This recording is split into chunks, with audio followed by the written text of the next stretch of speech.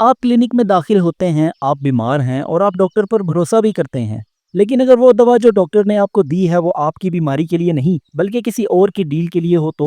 میں نے پاکستان میں ایک پرائیویٹ استھیٹک کلینک کے اندر کام کیا ہے اور میں نے وہ چیز دیکھی ہے جو زیادہ تر لوگ کبھی نہیں دیکھتے، یا اگر دیکھتے بھی ہیں تو کسی کو بتاتے نہیں۔ میں نے جس ڈاکٹر کے ساتھ کام کیا تھا وہ زیادہ تر دوا اس بنیاد پر نہیں دیتے تھے کہ علاج کیا ہونا چاہیے، بلکہ اس لیے کہ ایک فارماسیوٹیکل کمپنی کا نمائندہ جسے ہم میڈیکل ریپ کہتے ہیں آیا تھا اور کچھ دے کر گیا تھا، شاید فری سیمپلز، کیش یا تحفے۔ میں یہ بات یقین سے نہیں کہہ سکتا کہ غیر ملکی دورے شامل تھے یا نہیں، لیکن میں یہ جانتا ہوں کہ وہ دوا ہمیشہ مریض کے لیے نہیں ہوتی تھی بلکہ اس نمائندے کی وجہ سے تجویز کی جاتی تھی۔ اور یہ صرف ایک کلینک کی بات نہیں ہے، یہ وسیع پیمانے پر ہے، بہت وسیع۔ 2024 میں B M J global health میں ایک خفیہ تحقیق شائع ہوئی۔ اس تحقیق کے لیے محققین نے خود کو دوا ساز کمپنیوں کے نمائندے ظاہر کیا۔ انہوں نے کراچی میں 419 پرائیویٹ ڈاکٹروں سے ملاقات کی اور انہیں اپنی دوا کے نسخے لکھنے پر انعامات کی پیشکش کی۔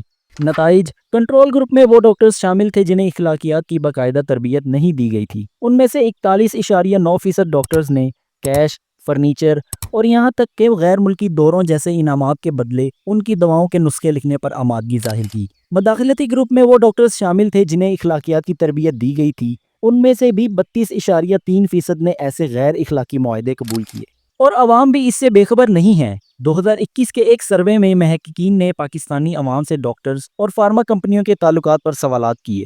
60.6% لوگوں کا ماننا تھا کہ ڈاکٹرز دوا ساز کمپنیوں کے دباؤ میں آ کر اینٹی بائیوٹکس تجویز کرتے ہیں۔ 63.3% کا کہنا تھا کہ جو ڈاکٹرز دوا ساز کمپنیوں سے تحفے لیتے ہیں وہ غیر ضروری دوائیں زیادہ لکھتے ہیں۔ یہ ہمیشہ لالچ کی بات نہیں ہے، یہ نظام کا بھی مسئلہ ہے۔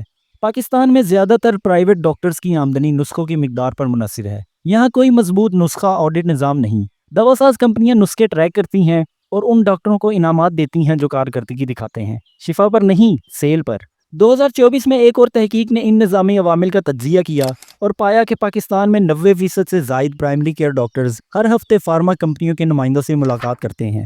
عام ترغیبات میں شامل ہیں کیش بونس، کلینک کا سامان اور ہاں، بین الاقوامی ٹریول پیکیجز بھی۔ کیا یہ صرف پاکستان کا مسئلہ ہے؟ نہیں، امریکہ میں بھی 94% ڈاکٹرز نے کسی نہ کسی انداز میں فارما کمپنیوں سے تعلق تسلیم کیا ہے، لیکن فرق یہ ہے کہ پاکستان میں نفاذ کمزور ہے، شفافیت کم ہے اور مریض اکثر بے خبر ہوتے ہیں کہ وہ ایک بزنس ڈیل کا حصہ بن چکے ہیں۔ اور اگر آپ ابھی بھی اس پر یقین نہیں کرتے تو ذرا ان لوگوں کی بات سنیے جو اس نظام کے اندر سے بول رہے ہیں۔